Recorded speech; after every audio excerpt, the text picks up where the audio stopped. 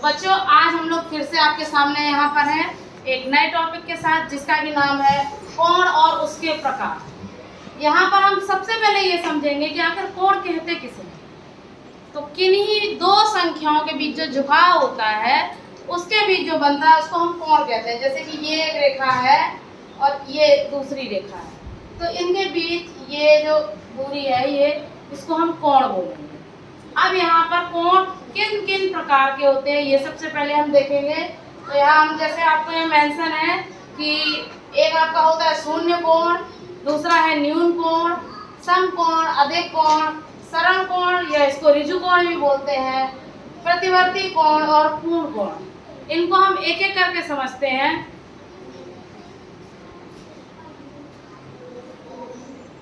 सबसे पहले जो आता है वो आता है आपका शून्य कोण।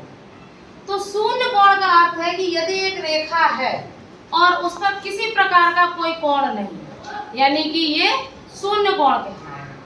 तो जब कोई कोण है ही नहीं तो वो शून्य कोण हो गया। न्यून कोण क्या होता है कि एक रेखा है उस पर इस तरह से, यानी कि शून्य के बाद शुरू होता है और 90 से कम, 90 से कम, यानी कि वह कोण जो 90 डिग्री से कम तक का हो वह कोण न्यून कोण कहलाता है। नेक्स्ट पे आते हैं समकोण। वह कोण जो कि 90 डिग्री का हो। कितने डिग्री का? 90 डिग्री का। ये किस प्रकार से बनेगा? ये इस प्रकार से, बिल्कुल सीधी रेखा।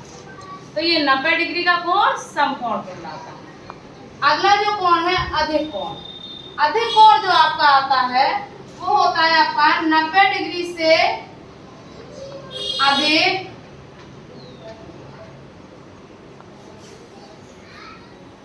और 180 डिग्री से कम।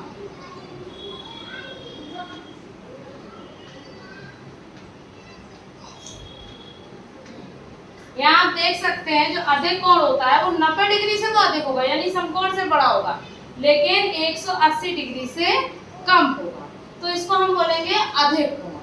इसके बाद आता है सरल कोण या ऋजु कोण। ये जैसा कि नाम से ही दिख रहा है हमको सरल कोण, और ऋजु मतलब होता है सीधा, यानी कि 180 डिग्री का, यानी ये रेखा है और इस रेखा पर ये 180 डिग्री का कोण बन गया है। ये 180 डिग्री का, तो इसको हम सरल कोण या ऋजु कोण कहते हैं।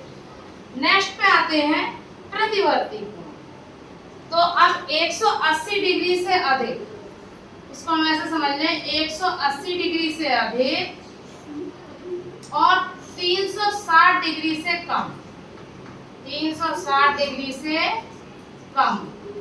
जिस कोण की माप 180 डिग्री से अधिक होती है और 360 डिग्री से कम होती है, ऐसे कोण को हम प्रतिवर्ती कोण कहते हैं। इसके बाद आता है पूर्ण कोण। जैसे ये भी नाम से हमको समझ में आ रहा है कि ये सीधी रेखा है और इस पर एक कोण बना और ये सीधा वापस आके वहीं पहुंच गया, यानी कि ये 360 डिग्री का कोण बन गया, तो इसी को हम कहते हैं पूर्ण कोण। तो और मुझे लगता है कि इनको समझ के आप इसके क्वेश्चंस को सॉल्व कर पाएंगे। तो थैंक यू।